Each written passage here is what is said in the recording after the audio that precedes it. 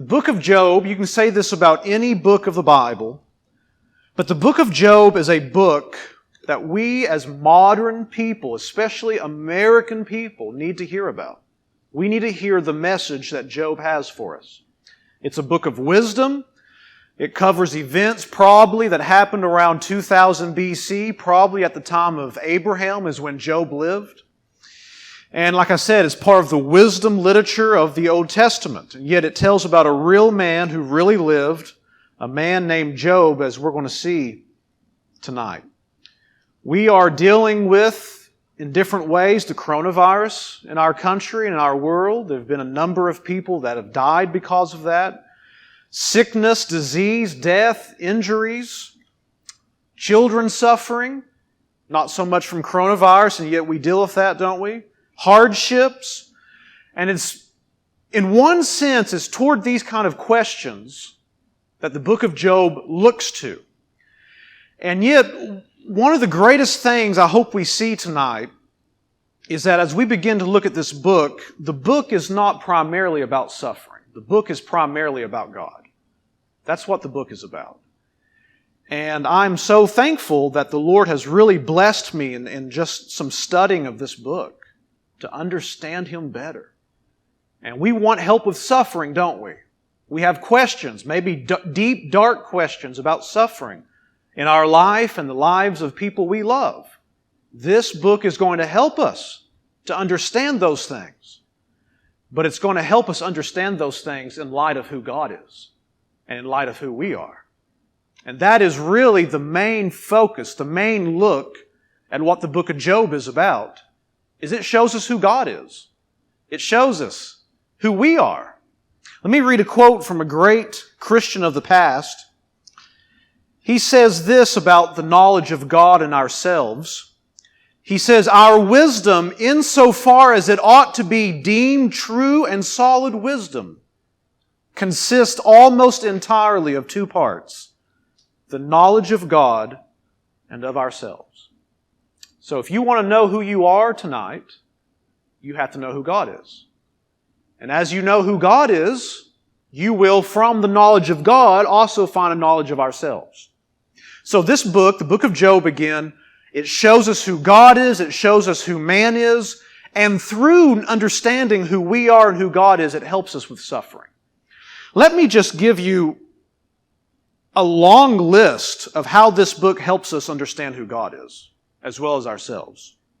What does this book show us, the book of Job, here in the Old Testament? It shows us God is just. You see that in this book. It shows us that God is holy. It shows us that God is sovereign over all things.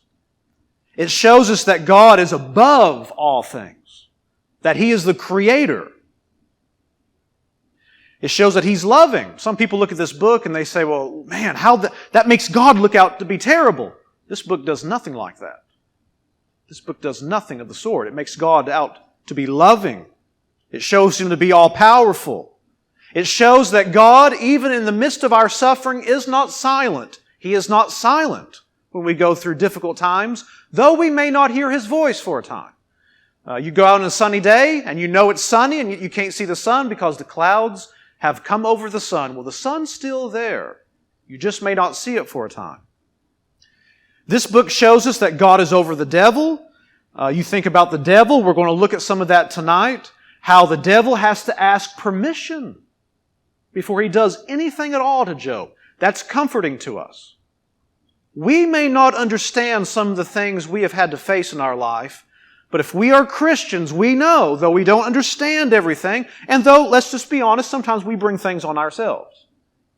And yet, we know that not one thing is going to happen that God cannot stop. Now, that may disturb you, but that should comfort us. That our loving Father is in control of this world. He's over creation. We see the patience of God in this book.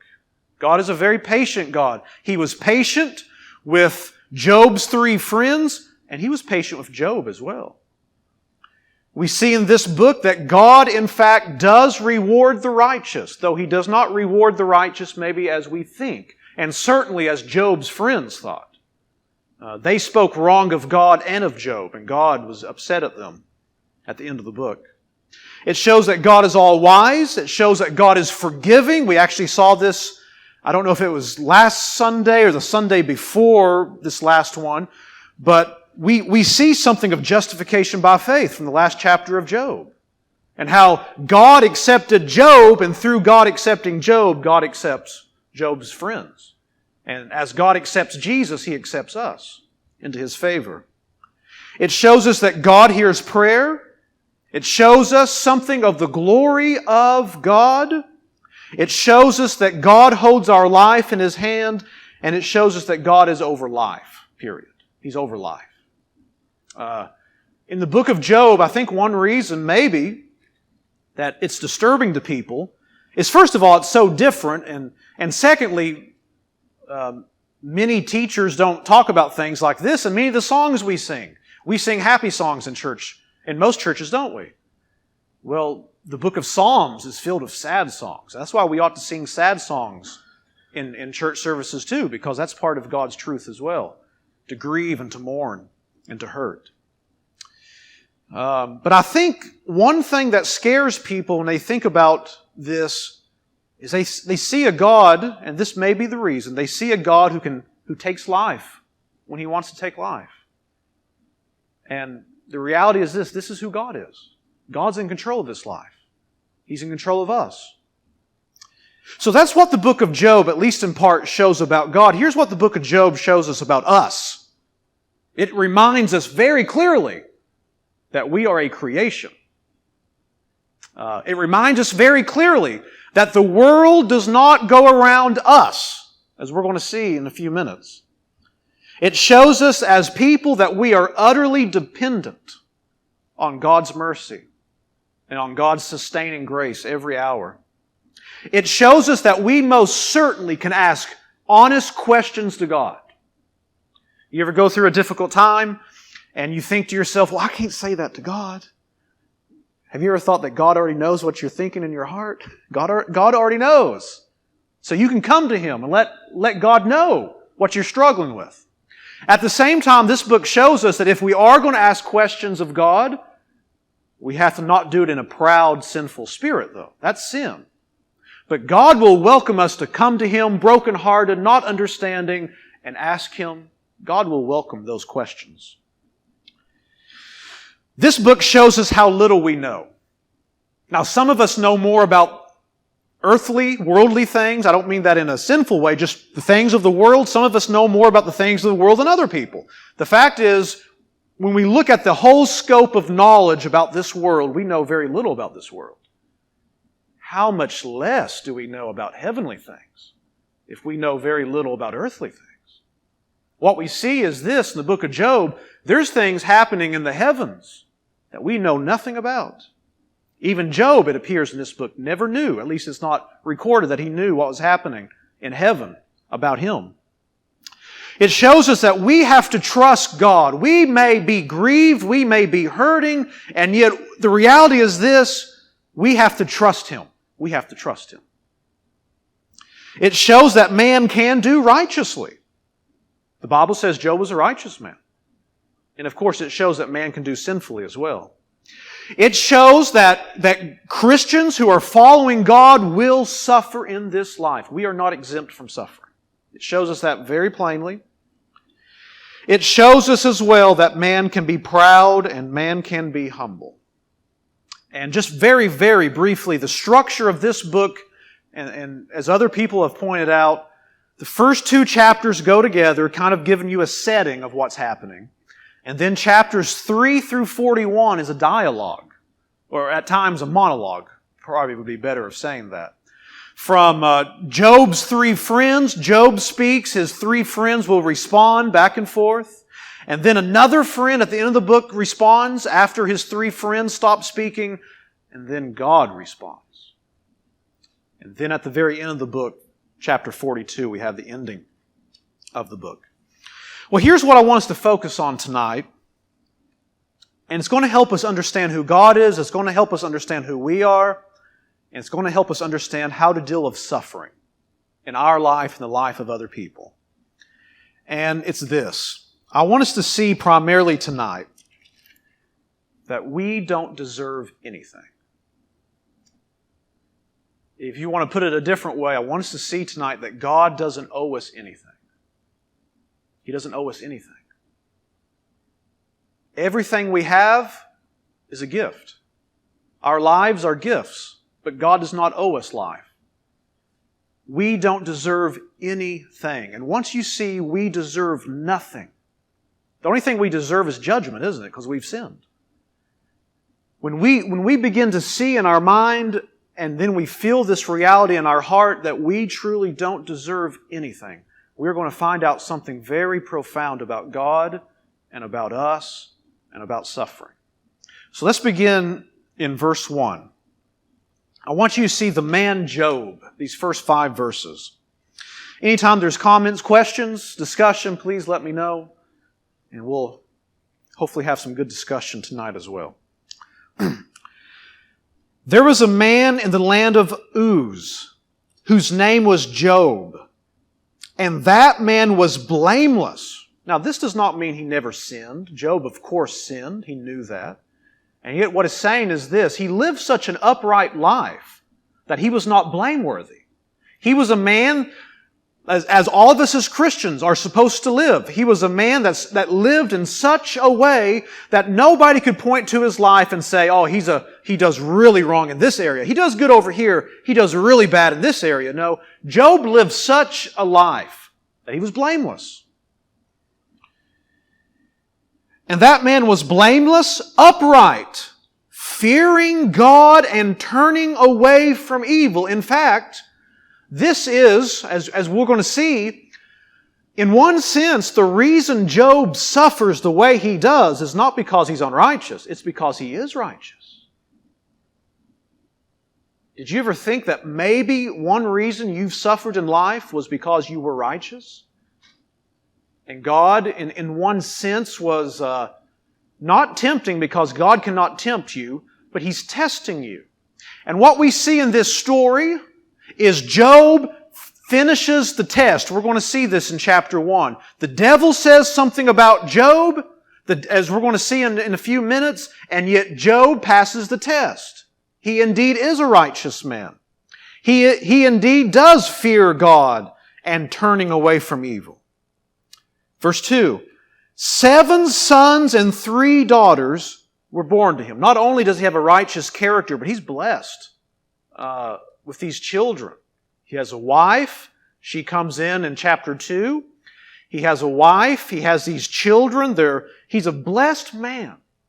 One thing that we see here is when we go through times of peace and well-being in our life, we need to be cultivating that trust in God, don't we? In times of peace, we need to make sure we're growing close to God because we know there's hardship coming along.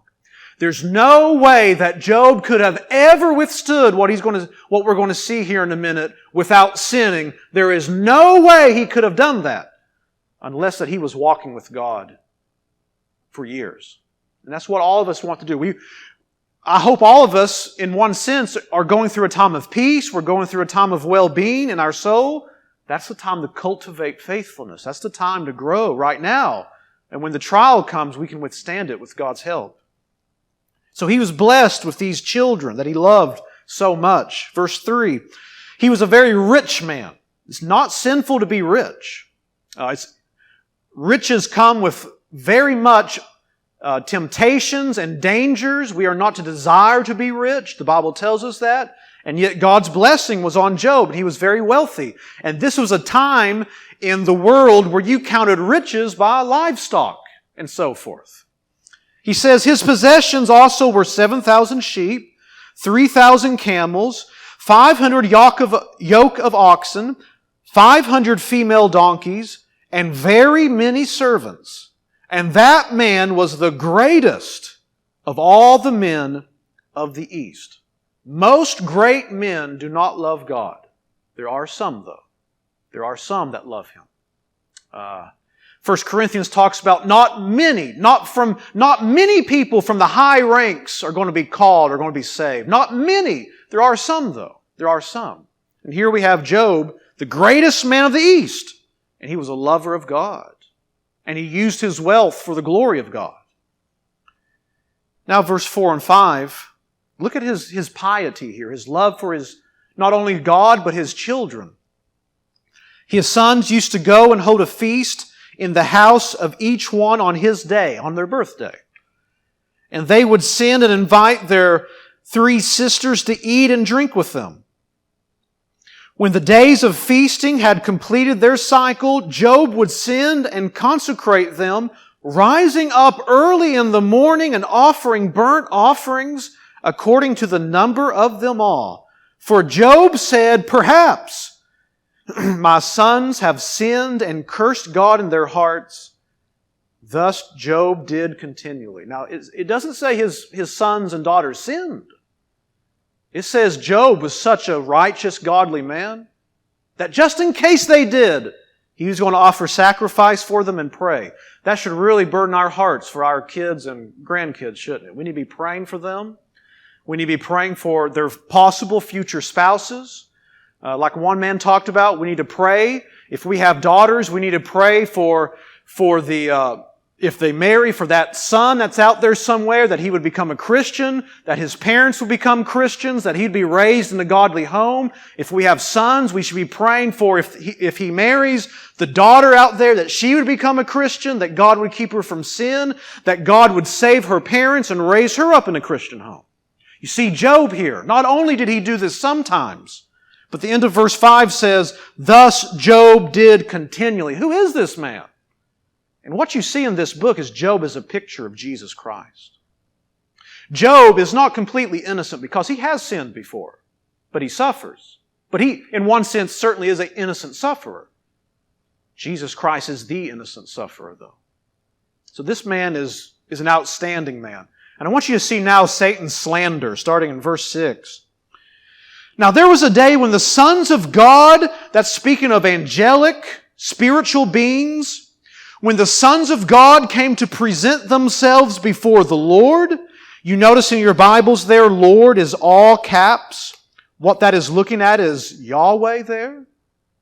Speaking of His covenant name. It's translated in our Bibles as Lord or God at times, if you see God in all capital letters. And here is something you may say is really shocking. It says, and Satan also came among them. Satan came up before God.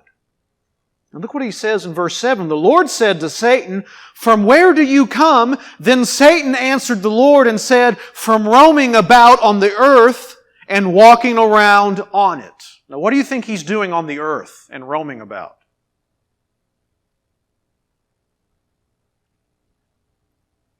Peter talks about how the devil roams about looking whom he can destroy. Here's the devil going around on earth. The devil's real. The devil's a real being. Now, whether any of us have ever been in his presence, I don't know, because the devil cannot be in more than one place at a time. But the devil is real. And what you see here is the devil is really, really on the earth at times. He's seeking people to devour. No doubt, people that God has a plan for, a special plan, or someone who's maybe high up, well-known Christian perhaps. The devil is after that person. And look what it says in verse 8. The Lord said to Satan, have you considered my servant Job? Isn't that interesting? It's not the devil that brings up Job, it's God that brings up Job. Now, no doubt the devil's probably thinking about Job, and it may very well be that God knows the devil's thinking about Job, so God mentions Job. The fact is this, God mentions Job first. Have you considered my servant Job? For there is no one like him on the earth, a blameless and upright man, fearing God and turning away from evil. Now listen to his slander now. The word devil, by the way, means slanderer. And it's translated as gossips or malicious gossips at times in the New Testament, depending on your translation. Then Satan answered the Lord, does Job fear God for nothing? Is there any real reason for this so-called servant of yours to fear you? Have you not made a hedge about him and his house and all that he has on every side. You have blessed the work of his hands, and his possessions have increased in the land. But put forth your hand now and touch all that he has. He will surely curse you to your face. The devil here is slandering two people. He's slandering God. He's saying, God, the only reason people serve you, God, is because you're so good to them. If you weren't so good to them, they wouldn't serve you. He says, God, you think you're worthy of praise? No. The only reason these people on earth serve you is because you're good to them. You take your hand back, nobody's going to serve you, God. But then he attacks Job here. He says, Job, he's not a righteous man. He's in it for what he can get. That's some people's view of religion, isn't it? They say, why do people become Christians? Well, just to escape hell. That's a good reason, isn't it? That's a good reason to become a Christian. But people say, why do these people become Christians for? They just want to get out of hell. They want to get some business contacts. That's why they become Christians. You take your blessings away from them. Forget about it. They're not going to serve you, God. This man is not righteous, is what the devil is saying to Job, to God. So now we come to verse 12. And it says, Then the Lord said to Satan, Behold, all that he has is in your power. Now look at this. The devil can't do a thing unless God allows it. Behold, all that he has is in your power. Only do not put forth your hand on him. So Satan departed from the presence of the Lord. And now I want you to look at this destruction the devil causes. And we'll go through these next several verses quite quickly. Now on the day when his sons and his daughters were eating and drinking wine in their oldest brother's house, a messenger came to Job and said, The oxen were plowing and the donkeys feeding beside them, and the Sabeans attacked and took them. They also slew the servants with the edge of the sword, and I alone have escaped to tell you. While he was still speaking, another also came and said, The fire of God fell from heaven and burned up the sheep and the servants and consumed them. And I alone have escaped to tell you. Now look, this began with God and the devil and Job. And look, it's affecting other people's lives. People are losing their life now. Animals are dying. Verse 17, While he was still speaking, another also came and said, The Chaldeans formed 3 bands and made a raid on the camels and took them and slew the servants with the edge of the sword, and I alone have escaped to tell you. All this tragedy happening on the same day. Job is a righteous man. He's done nothing directly to deserve any of this. And then the worst of all happens. Verse 18.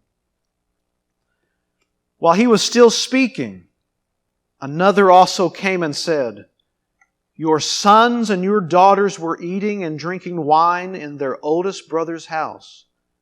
And behold, a great wind came from across the wilderness and struck the 4 corners of the house, and it fell on the young people, and they died. And I alone have escaped to tell you.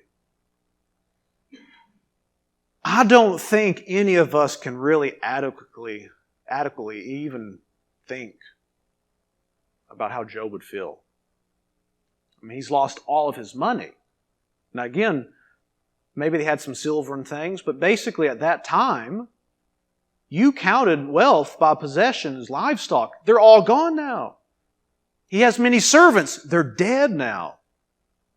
He had all these children that he loved and prayed.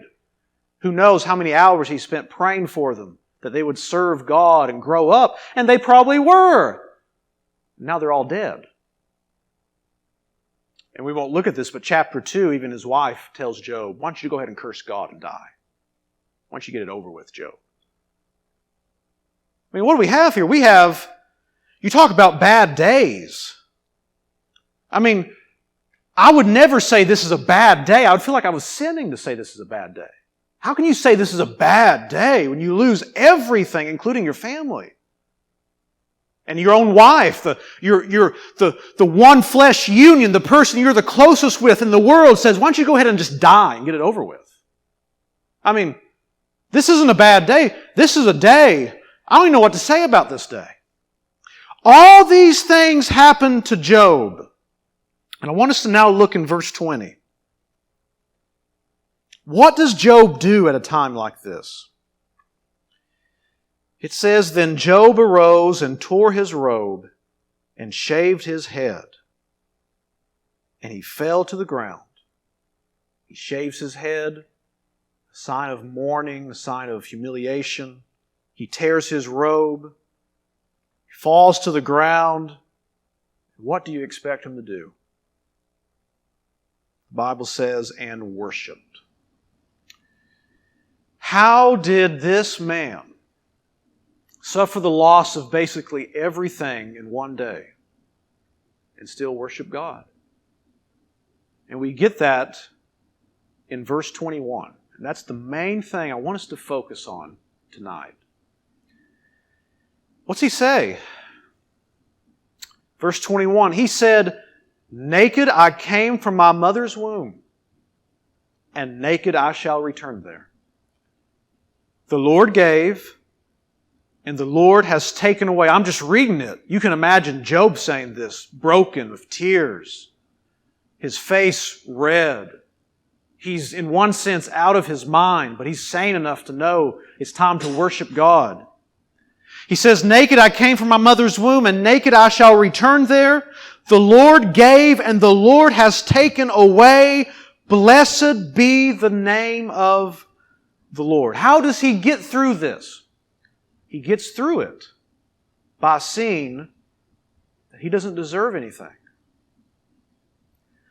He says, in effect, I came into this world with absolutely nothing. I was naked. When I leave this world, my soul will be naked. I will have nothing left. I come in with nothing. I leave with nothing. Well, how do I get things? The Lord gives, and the Lord takes away. That's how I get things. Someone says, but now wait a second. You know, I worked hard for the things I have. I don't doubt that. And God wants us to work hard. You say, somebody says, I worked hard for these things. But we have to start asking, don't we? Well, where did this work ethic come from? Where did this will to work come from? Where did this good health to be able to continue working and to thinking, this good mind, where did these kind of things come from? Why did we not die just before we were born like some people did? Why didn't we, just before we were born, why didn't we die in the womb right then as other babies did? Why did we live for? And you begin to see that everything we have is a gift from God. Everything's a gift. Listen to what one preacher said. He's talking about this verse here in verse 21. He says, some of the rarest pearls have been found in the deepest waters, and some of the choicest utterances of believers have come when God's waves and billows have been made to roll over them. Job is at the deepest, darkest place in his life. It's almost unimaginable pain he's going through. First of all, in verse 20, he tears his robe, he shaves his head. It's not wrong to feel pain. It's not wrong to feel grief. In fact, it would be very wrong just to try to suppress that and forget about it. God made us emotional. It's right to cry. It's right to hurt. It's right not to understand. Job is there. And yet Job, because he understands he deserves nothing, that God is good, that everything he has is from God, God could have said, I'm not going to give you life, Job, and Job could have died in the womb. But Job was allowed to live. God gave him all these blessings. He gave him children. He gave him lands. He gave him possessions. He gave him servants. He gave him everything. And Job says, when God decided to take this away, God did me no wrong. I don't deserve anything. Now, there's a lot of other things in this book that will help us in suffering and help us in hardship. But it's hard, in one sense, to put something more at the very beginning than what we're seeing here in verse 21 is understanding that we don't deserve anything in this life. We don't deserve a thing. Let me ask you, I already answered it, but let me ask you all, honest question, when you think about this first chapter, can you point to anything that God did wrong to Job?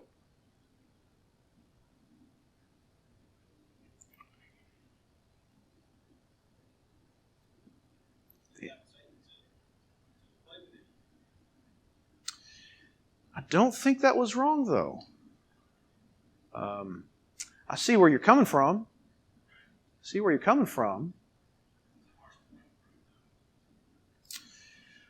Well,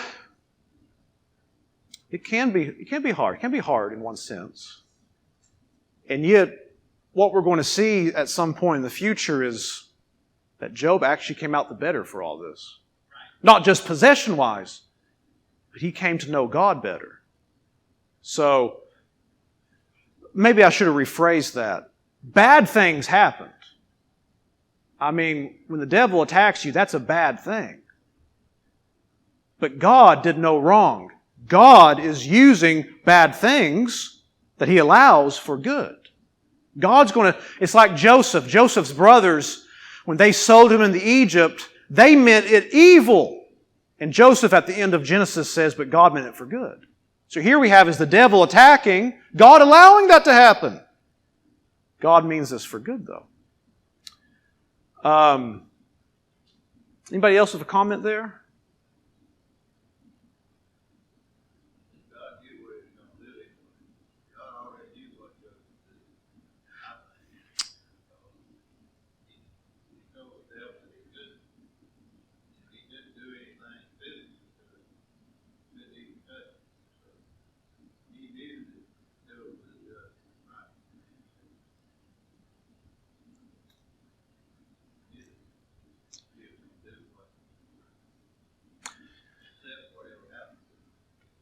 God certainly knows everything that's going to happen.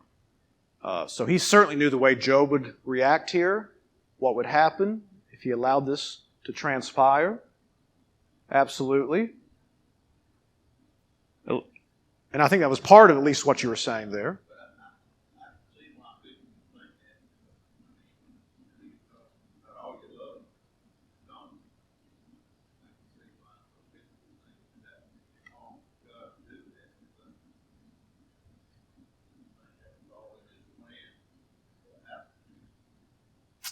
Right. Right.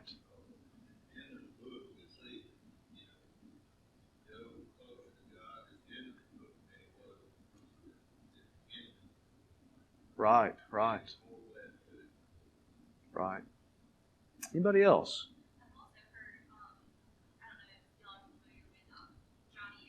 Mm-hmm.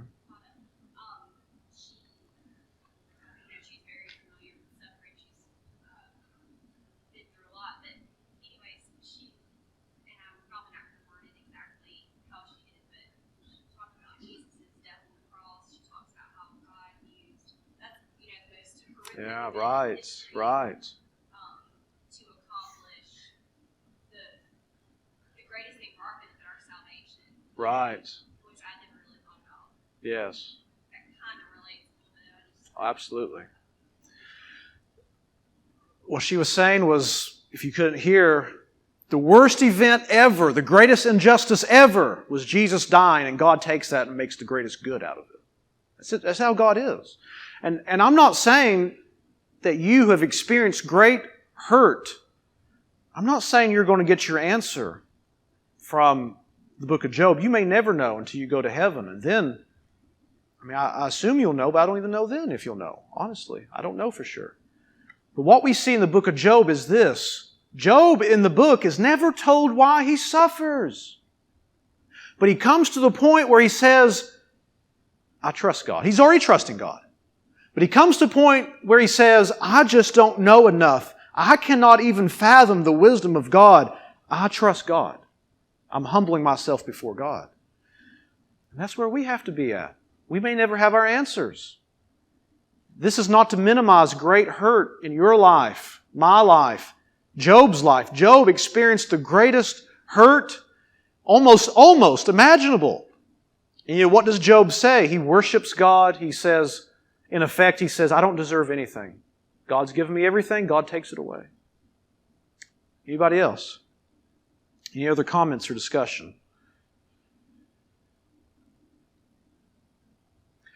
We're going to say, okay, I'm sorry. One thing to think about when you think of this, it's a tragedy to think about his children, 10 children dying on the same day. That's a tragedy. But here's another way to think about it. All 10 of them were going to die one day. If Job outlived them, which if life went normally, Job would have probably died first and then his children. But still, if Job would have outlived them, he would have had all his children taken from him anyway. That's not the lesson, this pain. What I'm trying to say is this. God did no wrong here. Because whether we live to 130 years old, healthy, and we have our family, it's all going to be taken away one day. Our life is going to be taken away. Our goods are going to be taken away. The same thing that happened here to these kids of Job and his children. We call them his children, but they're probably adults. His adult children. It was going to happen one day anyway. It's going to happen to all of us. We're all going to be taken out of this life.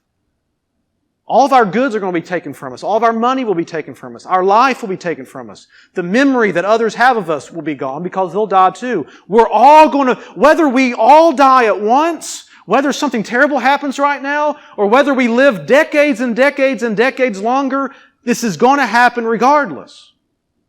And because God decided to make it happen at once, God did no wrong.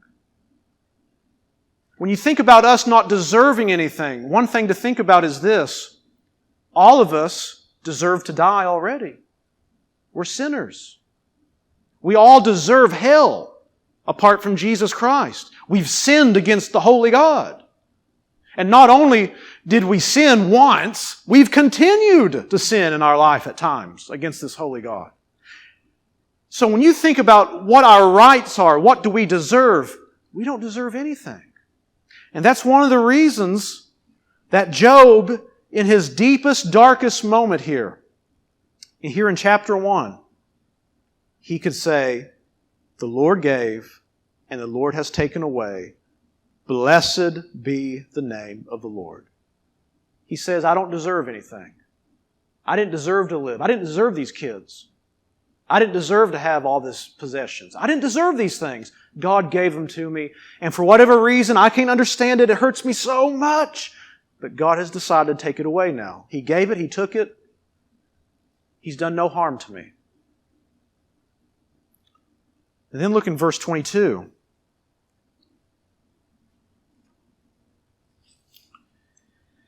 Through all this, Job did not sin, nor did he blame God. The devil says, if you take these things away, he'll forget about you, God. He'll reject you. No, Job is vindicated here as a righteous man. He's vindicated.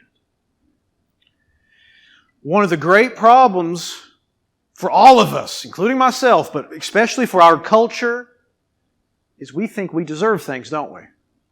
Entitlement, right? We all think we're entitled to things. How does that attitude show up in life sometimes?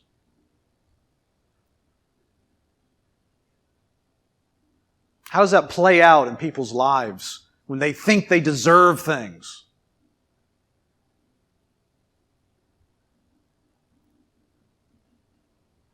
Well, they get upset when they don't get it, right?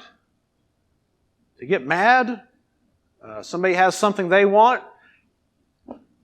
Well, if they have it, I deserve it too. No. Participation trophies. Everybody gets a trophy. Everybody deserves a trophy, so you're all going to get a trophy. Yeah. And when it comes to suffering, and this is easier said than lived out, but it's true still. When we go through suffering, even just very, very, very mild suffering, sometimes we're just like, why is this happening to us? Why? What did I do to deserve this? The reality is we deserve to die and go to hell apart from Christ. And when God helps us see in our hearts, I don't deserve anything. Everything I have is a gift from God. Then when I face suffering, I can begin to face suffering with a different attitude. Hey, I don't deserve a good life. I've sinned against God. I don't deserve this. As well as, if I'm a Christian, you know what? This isn't real. This isn't the end of life. God promises me something over on the other side anyway. So when we begin to see we deserve nothing, it helps us understand who God is.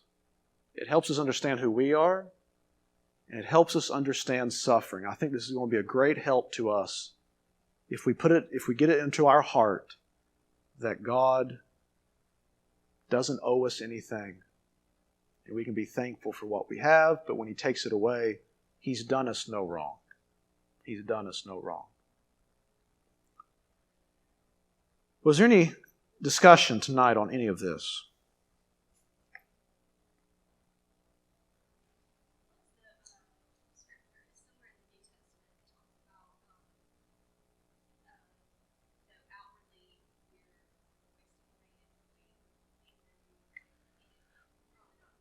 One place Paul talks about in 2 Corinthians early on, I think, he talks about though the outward man is being corrupted, the inward man grows stronger. I think it's 2 Corinthians.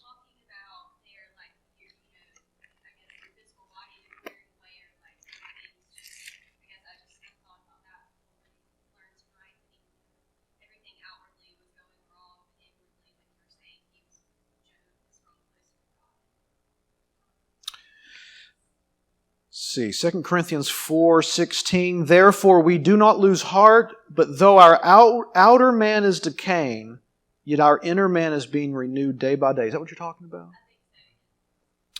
For momentary light affliction. Light affliction? What's Paul talking about? Light affliction? Paul was beaten. He knows what affliction is. For momentary light affliction is producing for us an eternal weight of glory, far beyond all comparison. I think he's talking about, it's included outward sufferings, and I would say even our bodies deteriorating, I would guess. It's speaking of that there. And then he says this, verse 18, this is 2 Corinthians chapter 4.